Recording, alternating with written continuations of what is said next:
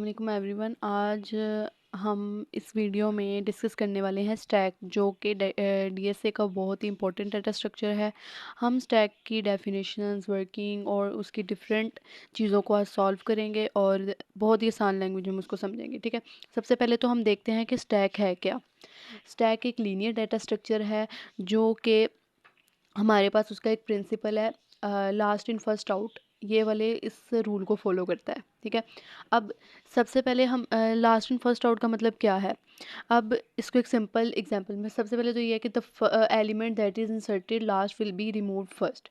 अब देखिए, इसको एक सिंपल एग्जांपल में समझते हैं कि हमारे पास प्लेट्स पड़ी हुई हैं। हम प्लेट्स के एक प्लेट के ऊपर डिफरेंट और प्लेट्स ऊपर रखी जा रहे हैं।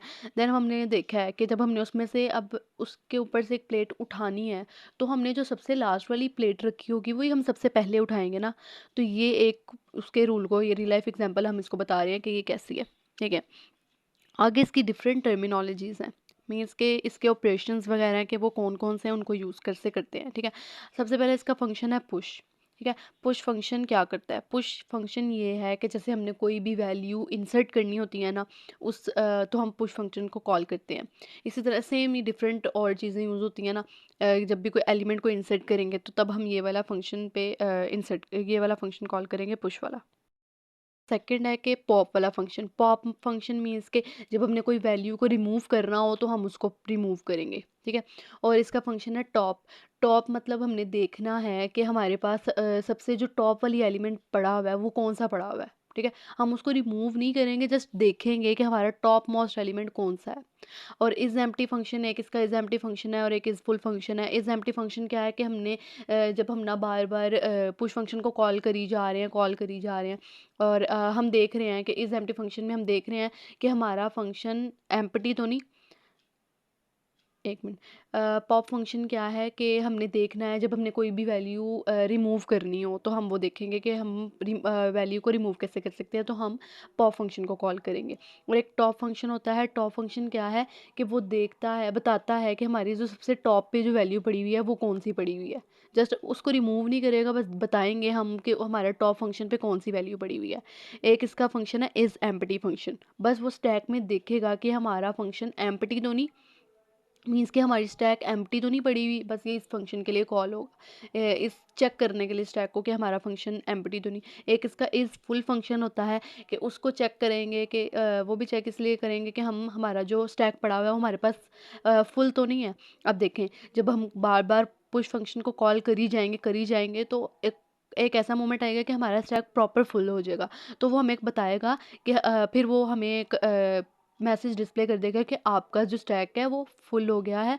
तो हमें ओवरफ्लो का फंक्शन पढ़ देगा कि स्टैक इज़ ओवरफ्लो। और अगर कि हमारे पास स्टैक हमारे पास एम्प्टी है, मतलब हम उसमें बार बार पॉप का फंक्शन कॉल करी जा रहे हैं, तो एक ऐसा मोमेंट आएगा कि हमारे पास स्टैक प्रॉपर तरीके से खाली हो जाएगा। तो वो फिर हम फिर दोबारा पॉप का फंक्शन कॉल करी जाएंगे तो हमें पता चलेगा कि वो हमें डिस्प्ले कर देगा this is underflow function. Means कि हमारा जो फंक्शन है वो एम्प्टी है और प्रॉपर तरीके से एम्प्टी हुआ है। ओके, अब हम देखते हैं कि हम स्टैक को इम्प्लीमेंट कैसे कर सकते हैं। स्टैक को हम दो तरीके से इम्प्लीमेंट कर सकते हैं, एक एरे के थ्रू और एक लिंक लिस्ट के थ्रू। एरे के थ्रू मींस कि एरे के भी आगे फर्दर है, फर्दर तरीके से हम इम्प्लीमेंट करेंगे एरे को, एक स्टैटिक एरे के थ्रू और एक डायनामिक एरे के थ्रू। और लिंक लिस्ट में हम सिंगली लिंक लिस्ट के थ्रू भी इसको इम्प्लीमेंट कर सकते हैं स्टैक को, और डबली लिंक लिस्ट के थ्रू भी। ठीक है, अगर जब हम एरे यूज़ कर रहे हैं तो स्टैक का साइज़ हमारे पास प्रॉपर तरीके से फिक्स्ड होगा। मीन्स कि हमें वो ऊपर बता देगा कि हमारा साइज़ इतना है, तो वो उसके आगे ज़्यादा नहीं इंक्रीज़ हो सकता। लेकिन लिंक लिस्ट में ये है कि हमारा साइज़ डायनामिकली इंक्रीज़ होता जाएगा। ठीक है, अब ये देखें लिखा हुआ है कि सिंगली लिंक लिस्ट में स्टैक बनाते हैं जब हम पुश फंक्शन को कॉल करते हैं। जब हम सिंगली लिंक लिस्ट बनाएंगे तो हम पुश फंक्शन को बार बार कॉल करेंगे। और अगर इसकी एक ये चीज़ लाजमी याद रखनी है कि जब हम कोई वैल्यू इंसर्ट कर रहे हैं शुरू में, ठीक है, मीन्स कि हमने पुश फंक्शन को कॉल किया और हम इंसर्ट एट बिगनिंग, मतलब हम कोई वैल्यू को शुरू में एंटर कर रहे हैं। तो अगर हम शुरू में एंटर कर रहे हैं और अगर हमने कोई चीज़ वैल्यू को डिलीट भी करना है तो वो हम डिलीट एट बैक, मीन्स कि हम अगर डिलीट करेंगे तो वो डिलीट भी शुरू से ही होगा। अगर हम इंसर्ट शुरू से कर रहे हैं तो हम डिलीट भी शुरू से ही करेंगे। और अगर हम डिली जो इंसर्ट लास्ट पे कर रहे हैं, इंसर्ट एट एंड कर रहे हैं, तो हम डिलीट एट एंड करेंगे। ये वाले दोनों फंक्शंस को याद रखना है कि अगर आप शुरू से एंटर करेंगे तो आप शुरू से ही डिलीट कर सकते हैं, और अगर आप लास्ट से एंटर करें तो आप लास्ट से ही डिलीट कर सकते हैं। अब हम स्टैक की वर्किंग देखते हैं कि स्टैक वर्क कैसे करता है। अब देखिए, सबसे पहले अगर आपने स्टैक को समझना है तो आपने फॉलो करना है उसके टॉप पॉइंटर को। मीन्स कि आपने देखना है कि उसका टॉप पॉइंटर है क्या। तो हमेशा स्टैक को बनाते वक्त ना उसका जो लास्ट एलिमेंट होता है ना, वो हमारे पास टॉप वाला होता है। अब देखिए, सबसे पहले हमारा जो स्टेप 1 आएगा, मीन्स के मैंने इसको स्टेप्स के थ्रू सॉल्व किया हुआ है कि स्टेप 1 क्या होगा। जब भी हमारे पास स्टैक, अगर हम कोई वैल्यू को एंटर कर रहे हैं, तो अगर खुद इमेजिन करेंगे तो इनिशियली हमारे पास जो टॉप होगी ना, टॉप एलिमेंट, वो -1। -1 का मतलब है कि हमारे पास स्टैक प्रॉपर तरीके से खाली है, मीन्स कि उसमें कुछ भी नहीं पड़ा हुआ। तो अब उसके बाद उसका स्टेप 2 क्या है समझें। अब हम वैल्यू को हमने पुश किया, एक फंक्शन पुश वाला फंक्शन को कॉल किया और हमने एक वैल्यू को एंटर किया। मीन्स कि हमने एक वैल्यू, ये स्टैक बनी हुई है, इस तरह एक बॉक्स टाइप बनती है, हमने इसमें एक वैल्यू को एंटर कर दिया और हमारे पास उसने वैल्यू बताई हुई है 10, मतलब आप 10 को पुश कर दें। मैंने 10 को पुश कर दिया। अब हमारे पास जो, अगर खाली थी, तब हमारे पास टॉप की जो वैल्यू थी वो इक्वल्स टू -1 थी, ठीक है, इक्वल टू -1 थी। जैसे ही मैंने वैल्यू को एंटर किया, मीन्स के पुश किया, इसके अंदर जब वैल्यू को पुश करते हैं तो हमारे पास टॉप प्लस प्लस होगा, मीन्स के टॉप इंक्रीमेंट होगा। अब -1 के बाद अगली वैल्यू आ जाएगी, हमारे पास टॉप का जो वैल्यू आ जाएगी वो हमारे पास 0 आ जाएगी, मीन्स के टॉप, ये हमारे पास उसने टॉप जो बताया हुआ इक्वल्स टू 0, ये हमारे पास इंडेक्स है, मीन्स के 0 इंडेक्स पे हमारे पास 10 वाली वैल्यू पुश हो गई है। देन उसने अब स्टेप 2 में, मीन्स के मैंने दोबारा एक पुश फंक्शन को कॉल किया और उसमें मैंने एक वैल्यू भेज दी 20, ठीक है, डाटा भेज दिया 20। अब इसी तरह सेम मैंने क्या बताया कि जब वैल्यू को आप पुश करते जाएंगे तो हमारे पास टॉप की वैल्यू इंक्रीमेंट होती जाएगी, तो मतलब अब टॉप हमारे पास इक्वल्स टू 1 हो गया, ठीक है, टॉप इंक्रीमेंट हो गया। अब मैंने एक चौथे स्टेप में मैंने पॉप फंक्शन को कॉल किया, मीन्स के पॉप फंक्शन को कॉल किया। अब ये वाली वैल्यू हमारे पास पॉप हो जाएगी, तो हमारे पास ये वैल्यू ख़त्म हो जाएगी। अब ये देखें, आप खुद देखें, जो मैंने सबसे लास्ट पे वैल्यू एंटर की वो ही सबसे पहले बाहर जाएगी, ठीक है, और जो सबसे पहले एंटर की थी वो तो नहीं ना बाहर जा रही। मैंने पॉप फंक्शन को कॉल किया तो ये वाली लाइन हमारे पास ख़त्म हो जाएगी, मीन्स के 20 हमारे पास पॉप हो जाएगा। और जब वो डिस्प्ले करेगा लास्ट पे, टॉप को हमने रिटर्न किया, मीन्स के टॉप बताएगा कि रिटर्न क्या है, तो हमारे पास रिटर्न हो जाएगी 10, 10 रिटर्न हो जाएगा। ये हमारे पास लास्ट इन फर्स्ट आउट के फंक्शन को, ये प्रिंसिपल को फॉलो करेगी और इसी तरह ही हमारे पास स्टैक आगे चलता जाएगा। आगे इसकी डिफरेंट एप्लीकेशंस हैं, उनको देखते हैं। अब देखें, इसकी एप्लीकेशंस को डिस्कस करते हैं। पहले तो इसकी एप्लीकेशन है अंडू रीडू ऑपरेशंस, ठीक है। डिफरेंट इसकी दो एप्लीकेशंस हैं, उनको सॉल्व करेंगे। जैसे अब ये अंडू रीडू ऑपरेशंस जो है ना, ये हमारे पास M S word, M S word में ये सॉल्व होगा। जैसे एम एस वर्ड में हम कोई वैल्यू, हमने जैसे यहाँ पे एम एस वर्ड में मैंने वैल्यू लिख दी एक स्टेटमेंट लिखी हेलो, ठीक है। अब देखिए, जब मैं अंडू प्रेस करूँगी ना, तो हमारे पास लास्ट वाली जो वैल्यू है वो पॉप हो जाएगी, मीन्स के 0 हमारे पास पॉप हो जाएगा। और देखें, ये हमारा सबसे लास्ट वाली वैल्यू थी और यही सबसे पहले ख़त्म हो गई, ठीक है, अंडू ये फंक्शन कॉल हुआ। अब देखें, और जो लास्ट वाला फंक्शन, लास्ट वाली जो वैल्यू है वो खुद ही पॉप हो जाएगी। ये इसके थ्रू सॉल्व होता है एप्लीकेशन में। और एक इसका सेकंड वाला जो है वो है एक्सप्रेशन वैल्यूएशन। ये हमारे पास बहुत ही इंपॉर्टेंट जो एप्लीकेशन है। अब ये बताता है कंपाइलर को, जब कोई हमारे पास वैल्यू आए, मींस के मैथमेटिकल एक्सप्रेशंस वाली वैल्यूज़ आ जाएं, तो कंपाइलर में ये स्टैक हमारे पास उन मैथमेटिकल एक्सप्रेशंस को सॉल्व करने में हमारी हेल्प करता है, ठीक है। ये हमारे पास उसकी ये बहुत ही इंपॉर्टेंट एप्लीकेशन है। इसको अब आगे हम एक्सप्लेन पूरे प्रॉपर तरीके से समझते हैं।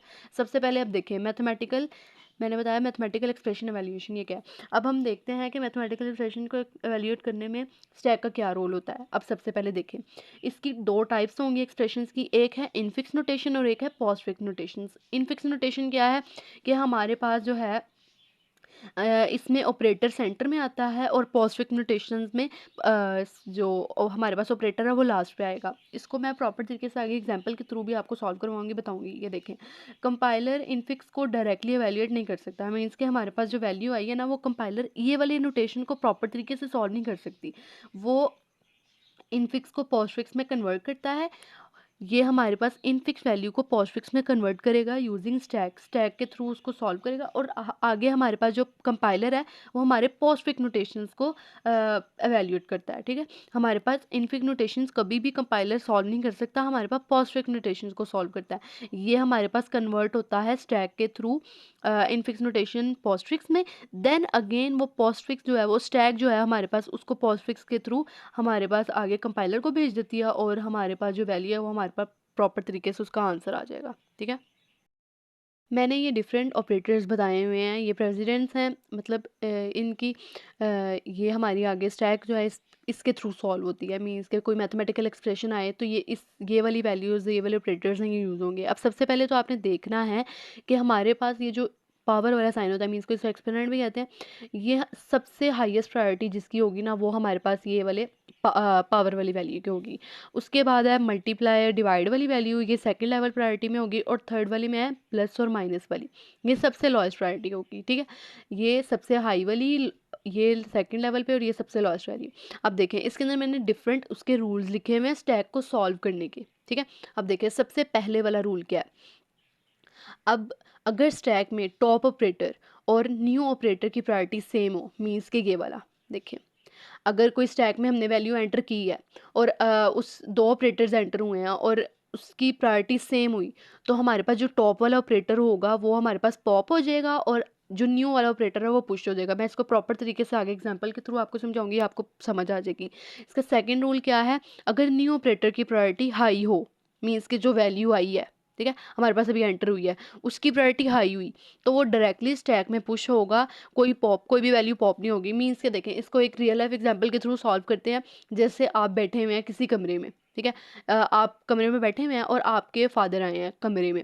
अब देखें, आपके फादर आए हैं, उनकी प्रायोरिटी आपसे ज़्यादा हाई है। ठीक है, तो आप वहीं पे बैठे रहेंगे या आप क्या कमरे से उठ के बाहर चले जाएंगे? नहीं ना, कमरे से उठ के आप बाहर नहीं जाएंगे, आपके फादर आए हैं, आप उनके साथ जाके बैठे रहेंगे। ठीक है, तो ये इसके थ्रू मैंने रियल लाइफ एग्जांपल सिंपल दी है कि अगर जो न्यू प्रायोरिटी आई है और उसकी मतलब न्यू ऑपरेटर जो आया उसकी प्रायोरिटी हाई हुई, तो जो हमारे पास ऑलरेडी उस स्टैक में पड़ी हुई वैल्यू वो अगर छोटी हुई तो वो हमारे पास उठ के बाहर नहीं जाएगी, मीन्स के पॉप नहीं होगी, जस्ट दोनों वैल्यूज़ वहीं पे पड़ी रहेंगी। इसका रूल 3 क्या है कि अगर स्टैक में टॉप ऑपरेटर की वैल्यू हाई हुई, मीन्स के आने वाली ऑपरेटर की जो टॉप ऑपरेटर हमारे पास, जैसे फादर बैठे हुए हैं, वो उनकी प्रायोरिटी हाई है, वो पहले से वहीं पे बैठे हुए हैं, तो जो टॉप ऑपरेटर होगा ना हमारे पास, जो टॉप ऑपरेटर है उसकी प्रायोरिटी हाई है, और जो न्यू वाला ऑपरेटर है उसकी वैल्यू कम है, तो जो टॉप ऑपरेटर होगा ना वो हमारे पास पॉप हो जाएगा, और जो न्यू ऑपरेटर आया वो पुश हो जाएगा। मीन्स के जो फादर हमारे बैठे हुए हैं वो चले जाएंगे, वो चले जाएंगे, और जो न्यू आए हैं, न्यू वाली जैसे हम आए हैं कमरे में, तो हम वहाँ जाके बैठ जाएंगे, हम नहीं उठ के जा सकते। ठीक है, ये इसके 3 रूल्स हैं। इसको आगे एग्जाम्पल के थ्रू समझाती हूँ, आपको ऐसा ऐसा समझ आ जाएगी। बस इन रूल्स को प्रॉपर तरीके से याद रखना कि सेम में क्या होता है अगर किसी की वैल्यू हाई है और किसी की कम है, और जो तीसरा है वो क्या है कि अगर आने वाली की प्रायोरिटी ज़्यादा है और जो पहले बैठा हुआ है उसकी प्रायोरिटी कम है। ये डिफरेंट 3 रूल्स हैं, इसी के थ्रू ही स्टैक हमारे पास मैथमेटिकल एक्सप्रेशन में सॉल्व होता है।